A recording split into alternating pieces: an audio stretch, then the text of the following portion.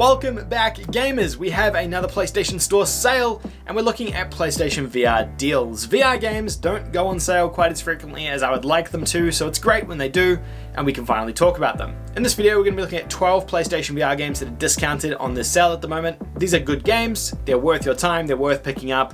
Maybe you've heard of them, maybe you haven't. Actually, a lot of launch VR games are on sale in this video as well. If you're looking for other PlayStation Store deals, I made a bunch of other videos somewhere either up here or down here. $10 deals, $5 deals, indie deals, budget deals. Have a look at those if you're wanting some more inspiration for games to pick up on the sale. Otherwise, let's get started with the VR deals.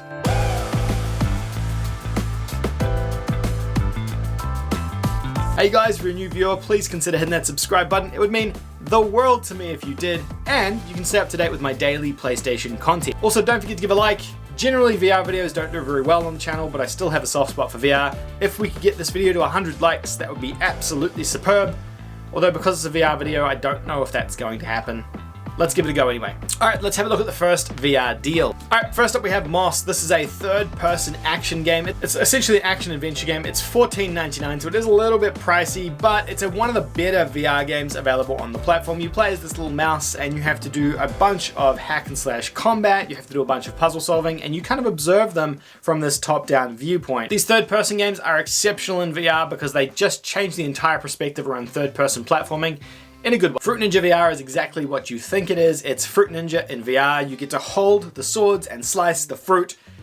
Now granted, that is a very limited premise, but it's very satisfying to play while you're playing it as well. It's 10 bucks, good deal for 10 bucks, but still kind of limited because it is still Fruit Ninja, which you played probably 10 years ago on your iPhone.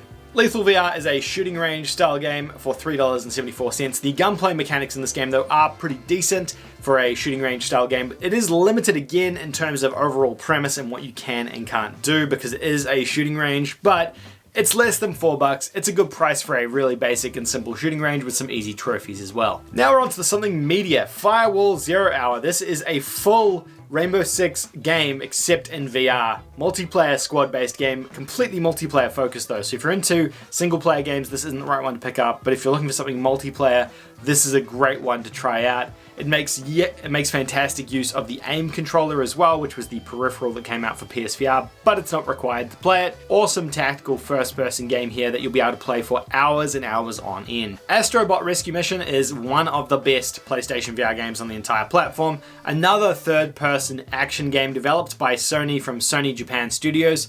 And they just did a phenomenal job with this. You're probably familiar with Astro from the PlayStation 5 launch game as well as the PlayStation 4 Playroom game. Both great games, but they don't have anything on this one. This one does platforming better than I think even some of the Mario games have done in terms of perspective shifts and just pure platforming mascot gameplay. While Astro is not the most creative character, it is a phenomenal concept with great gameplay mechanics worth checking out. And I would say a must play for a PlayStation VR owner. This is another must-play, PSVR Worlds, which most people probably own for free. If somehow you haven't managed to pick this one up, I would say it's worth checking out because as a learning experience for PlayStation VR, pound for pound, it's the best one on the platform. I know it's not the most innovative game, but it's a great one to show off to your friends, the Shark Tank, the London Heist, and while these are all short experiences, for 10 bucks you're getting a compilation package of some of the most polished experiences that PlayStation pulled together on this platform. And it's a great way to kind of ease yourself into VR if you're looking to invest in the platform as well. Doom VFR is basically just Doom in VR. Less kinetic than the original Doom games were, which is kind of what made those special, and it's definitely what this game was lacking because you're not pushing forwards, but it does have some teleportation controls that kind of give you a very similar effect. You get to blast demons and all the goodness from Doom. And if you're into Doom, it's obviously something you're going to want to pick up. It does make use of the PlayStation Aim peripheral as well, which is good if you own that already. Riggs Mechanized Combat League was kind of this first-person online game that Sony produced at the launch of PSVR, where you're in these mech suits and you have to kind of just do different things. It's kind of like a sports game essentially, where rather than a combat game, even though it's called Combat League, it did have combat in it, but it was more of a sports game, I would say.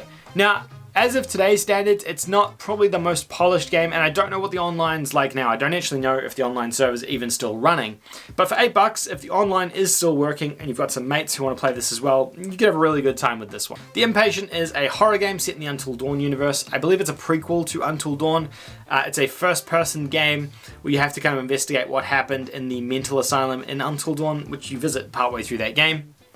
Very narrative-focused game with a bunch of spooky horror elements. If you're into scary games, this is one that you're gonna want to check out. Bravo Team, again, $10 as well. This is a first-person co-op shooter game. It's a lot of fun with a friend. The game is very limited because you can't free move around. You're stuck to these specific locations and you have to kind of push up tactically. So it's essentially a cover shooter, but without the free roaming abilities. But with a friend, you can play this one and have a really good time with it as well. Easy trophies on this game too if you're a trophy hunter and you're looking for some easy platinum trophies to earn. And a great game to play in co-op with a friend in VR, which not a ton of VR games have. Farpoint is one of the most full packaged PlayStation VR games. This one here has complete free roam and you're set on this alien planet full of spiders and monsters that you have to take out. You're on, it's almost like a sci-fi spacey adventure. Think kind of Mass Effect, but not with any of those mechanics, just aesthetically. You're destroying these spiders and monsters in this single player game with a really strong narrative to it as well. Not only that, the game also has a co-op mode and a PvP mode. So you can play PvP combat with friends, you can play co-op with friends, you can play horde mode with friends. It's got a bunch of content in here. It also makes really great use of the PlayStation Aim peripheral as well. One of the very few games that kind of uses it exceptionally well. One of the coolest parts of this one is pulling the aim gun up to your face when you're wearing the VR headset and being able to look down the iron sights and the scope of the gun, which not a ton of games did in PlayStation VR, so the fact that this one did kind of make that extra little bit of effort is quite nice. It's also got everything in here between single player, co-op and multiplayer, which not a lot of games have in VR. They either focus on multiplayer or single player, so having something that kind of encompasses everything is nice. Until Dawn Rush of Blood is $7. This is the on-the-rails Until Dawn game. You're in this carnival, in this like roller coaster, and you have these two guns and you have to shoot as you go. Very similar to like those old school carnival shoot 'em up games with a haunted house roller coaster combined in it. It has tons of Easter eggs from Until Dawn, it has tons of jump scares, it has tons of horror elements, and it's not very intensive on you either because you're not moving. Well, the cart is moving, and it does feel like you're on a roller coaster, but you're not walking in VR, so if you're new to PlayStation VR and you're looking for experiences that are a little bit easier on you, then this is a good one to check out.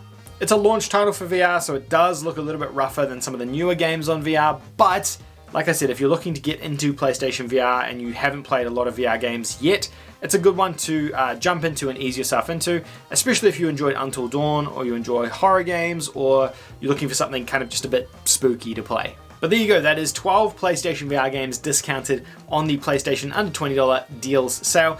We don't often get VR games discounted, so it's good to be able to finally highlight some on the channel. Let me know if you enjoyed VR style videos like this and I'll keep making them, or if this video gets no views and no comments, then we probably won't keep making them. Hopefully you enjoyed the video. If you did, give it a thumbs up, and if you're new, please consider hitting that subscribe button. A sub to the channel will be very much appreciated. Anyway, thank you guys so much for watching, and I'll see all you gamers in the next video. Bye for now.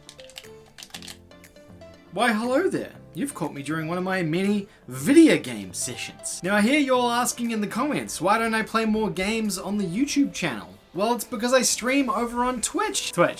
That's Twitch. Yeah, that's right. I stream over on Twitch twice a week on a Wednesday and a Friday. We stream at 9 PM Australian Eastern Standard Time every single Wednesday and Friday. At the moment, we have a really cool retro series called Throwback Wednesdays going, where we're playing through the entire Sly Cooper trilogy, which is actually 4 games. I'm also playing some Hunt Showdown on Fridays. We really appreciate it if y'all could head over to the Twitch channel, hit that follow button over on Twitch, and then come and join in on the fun when I'm live. Hopefully, I'll see you over there. Bye for now. This is a cool controller, right?